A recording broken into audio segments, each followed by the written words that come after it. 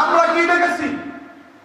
আমরা দেখেছি বিগত দুঃশাসনের ক্যাম্পাসগুলোকে তাদের লেলি দিয়া ছাত্রলীগ, তাদের গন্ডা বাহিনী, প্রশাসনের বিভিন্ন স্তর নৈতিকতার চরম পদক্ষেপ করে এই জাতিকে তারা ধ্বংসের দিকে নিয়ে গেছে। তারা কি করেছে? তারা ধর্ষণের সেঞ্চুরি করেছে। জাহাঙ্গীরনগরে কি করেছে?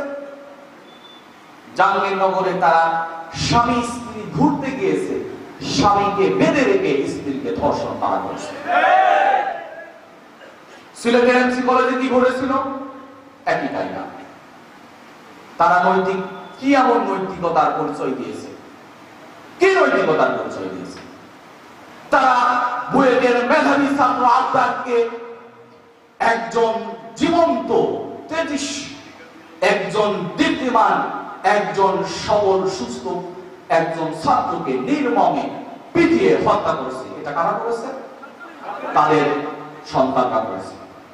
এবং গত 2 দিন আগে জাহাঙ্গীরনগর বিশ্ববিদ্যালয় এবং ঢাকা বিশ্ববিদ্যালয়ে ঠিক একই কায়দায় ঢাকা বিশ্ববিদ্যালয়ে একজন অ্যাবনরমাল সাধারণ মানুষকে যারা পিটিয়ে হত্যা করেছে গ্রেফতার হয়েছে।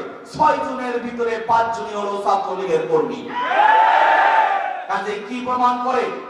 তারা নৈতিকতা প্রতিষ্ঠা করতে পারে নাই। তারা বিভিন্ন সময় তকমা দিয়েছে। তারা পড়ার টেবিলে বই পেয়েছে, বলেছে ইসলামী ছাত্র শিবির জঙ্গি।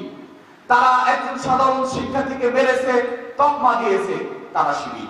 এভাবে করে শিবির তকমা দিতে দিতে শিবির ভীতিতে তারা এদেশ থেকে পালিয়ে বাঁচার জন্য তাদের দুনিয়াটাকে আল্লাহ সংকীর্ণ করে দিয়েছে।